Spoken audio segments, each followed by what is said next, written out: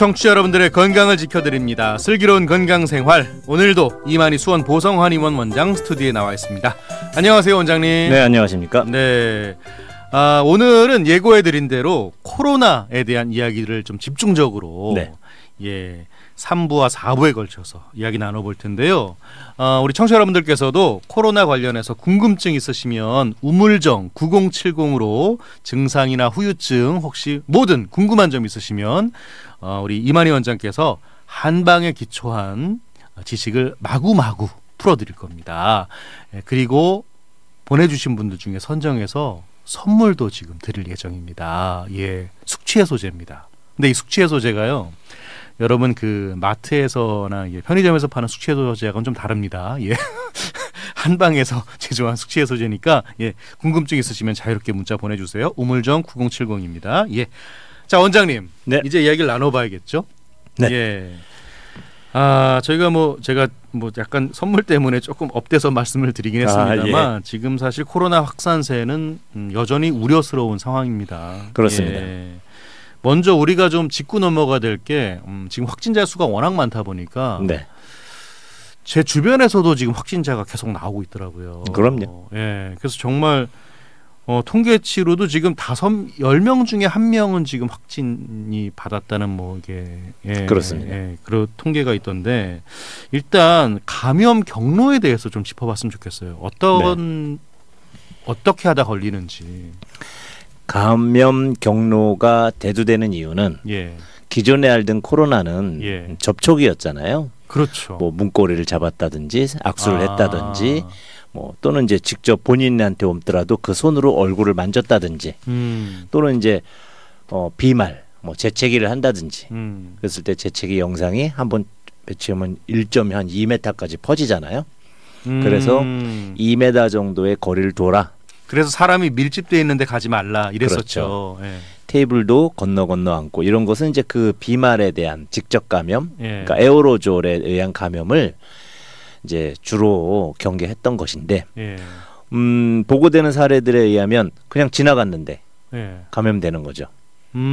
재채기도 안 했고 크게 대화를 주고받은 것도 없고 접촉도 안 했는데 단순히 그냥 호흡만 했는데 감염이 된 사례가 남아공에서도 그렇고 기타 유럽, 저희 나라에서도 많은 사례가 보고되고 있기 때문에 조심스럽게 우리 공기 감염이 되는 것이 아니냐 이렇게 예측하고 있습니다. 그러면 그 뜻은 그 오미크론 바이러스, 변이 바이러스가 공기 중에 떠다니고 있다 이렇게 봐야 되는 겁니까?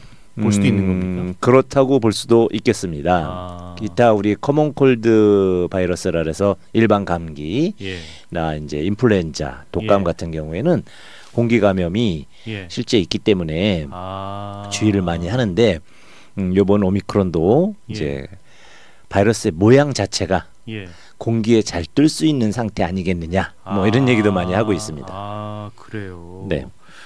자, 지금 예전에 이제 델타 바이러스 같은 경우는 증상들이 일단 대략적으로, 물론 사람마다 워낙 편차가 심하긴 하더라고요. 근데 지금 오미크론 같은 경우는 일단 목이 아프다고들 많이 얘기를 하고.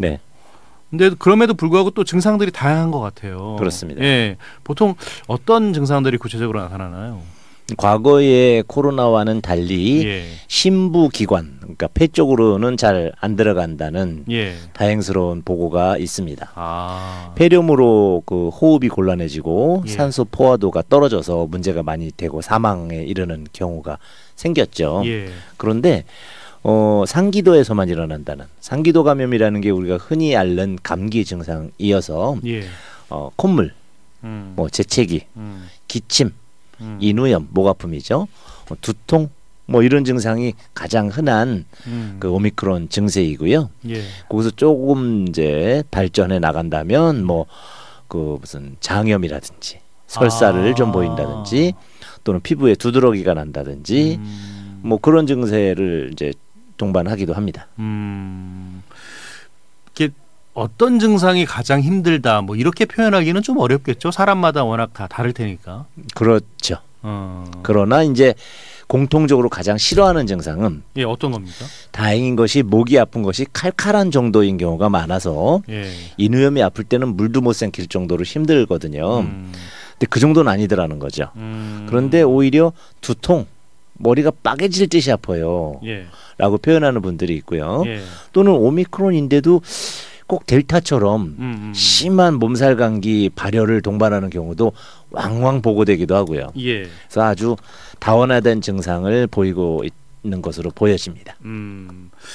그리고요, 우리가 지금 가장 사실 우려하고 있는 거는 지금 현재로서는 아무래도 중증화율하고 치사율 아니겠습니까? 그렇죠. 예. 근데 지금 방역 당국에서는 계절 독감과 비슷한 수준이다. 그렇습니다. 뭐 이렇게 지금 보고 있는 것 같아요. 네. 오늘 언급한 내용을 들어보면. 근데 네.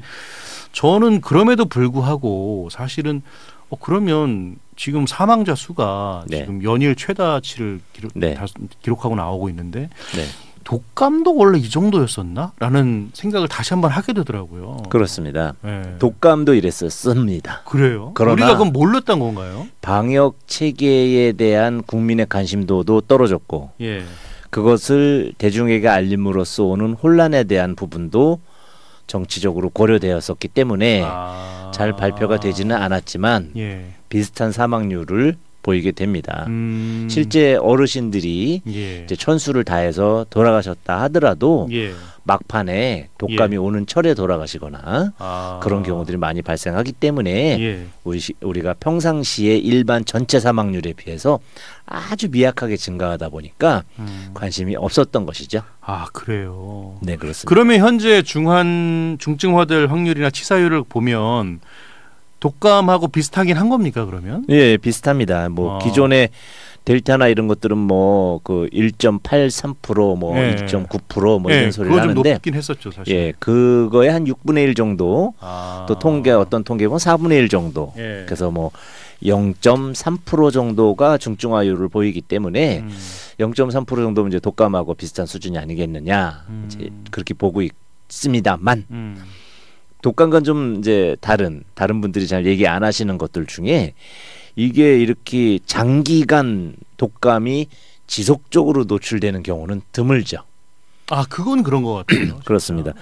똑같은 증증화율과 사망률이라 하더라도 전 국민에게 그리고 이 전파 속도가 이렇게 빠른 상태로 한꺼번에 미쳤던 독감은 없기 때문에 최종 통계에 있어서는 사망자 수와 중증 환자의 수는 굉장히 많이 늘어나지 않을까 이렇게 생각합니다. 그러네요, 정말. 그렇습니다. 아니, 아무리 그렇더라도 독감이 하루에 30만 명씩 나오진 않잖아요. 그렇습니다.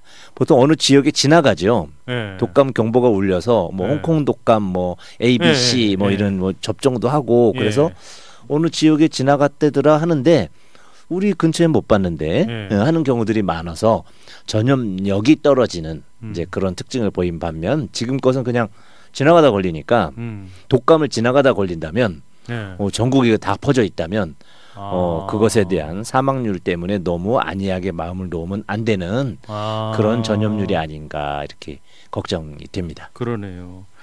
그나저나 지금 재택 치료하는 분들 굉장히 많으시잖아요. 그렇죠. 예. 그래서 지금 사실은 그 오미크론 치료제를 복용하는 숫자는 굉장히 적고요, 현재로서는. 네. 예. 근데 지금 그래서 어찌됐건 오미크론에 확진된 분들이 그 부분도 일단 걱정을 하세요. 방역에 대해서 물론 지침이 있긴 합니다만 어떻게 치료를 해야 되나 이 부분들도 좀 많이 걱정을 하시거든요. 보통 어떻게 치료를 해야 되는 겁니까? 과거에도 독감이나 이런 부분에 대한 본격적인 치료제는 거의 없었습니다. 아, 그래요? 그렇습니다. 대증 치료죠. 그래서 열이 나면 열을 꺼주고 뭐 항생제를 써야 되느냐 뭐 이 정도의 고민이었고 수액이 탈수되면은 뭐 양방에서는 링거를 사용해서 포도당을 공급해준다든지 뭐 여러 가지 이제 그런 정도인데 본격적인 치료라고 보기는 사실 어렵죠. 물론 한방에서는 또 다른 치료법이 사실 존재합니다만 기본적으로 과거에도 백신에 의존하지 않았느냐 이제 그렇게 생각을 하고요. 지금 굉장히 걱정하시는 이유는 뭐냐면 너무 백신 이렇게 하다 보니까 백신의 특징은 바이러스에 맞춤형 치료를 하게 되는 거죠.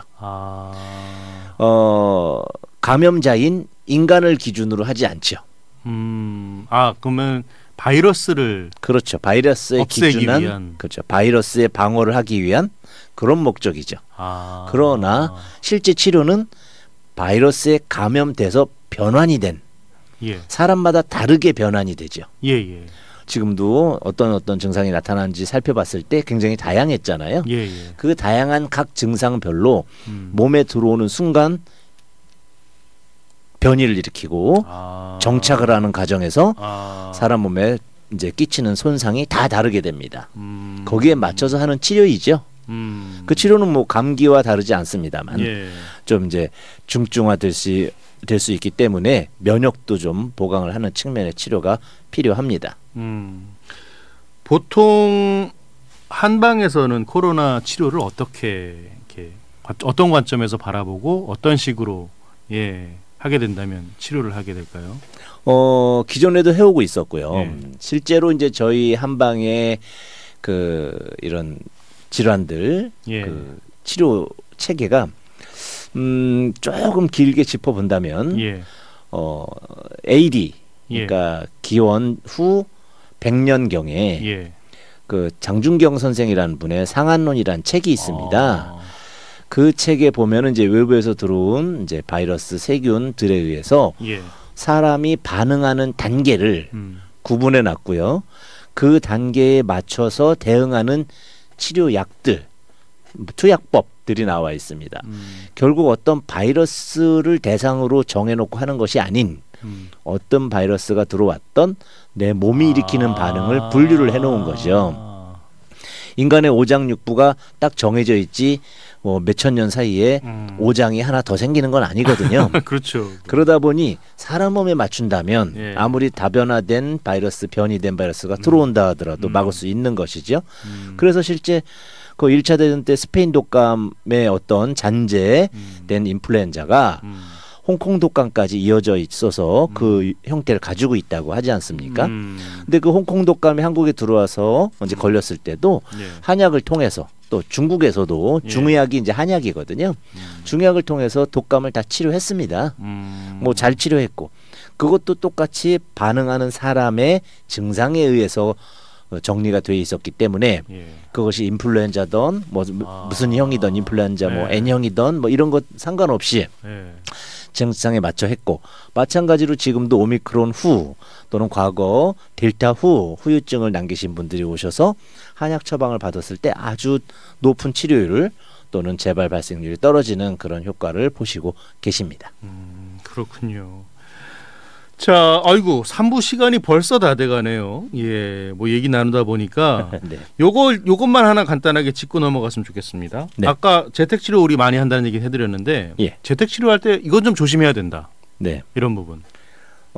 기본적으로 그 잠복기가 짧습니다. 그래서 뭐 5일 내지 7일 이내에 싹 정리가 되기 때문에 대신 잠깐 방심하고 마스크 벗고 살짝 나왔다 들어가면 가족이 감염됩니다. 그래요. 굉장히 이제 비말이나 어떤 접촉성이 아닌 공기 감염 가능성 높죠. 따라서 절대로 나오지 않는다. 자기 방에서. 그리고 음식 갖다 주면 돌아가면 마스크 쓰고 나와서 싹 집어가서 한 5일만 고생해 주신다면 가족에게 전염이 안 될 텐데 가족이 또 나가서 다른 데 옮길 수도 있는 부분을 생각하셔서 그걸 가장 조심해야 되겠군요. 치명률이 떨어진다고 해서 전염에 대해서 너무 안이하게 대처 안 하셨으면 좋겠다 이렇게 생각이 듭니다. 알겠습니다. 이번 시간은 여기까지 말씀 듣고요.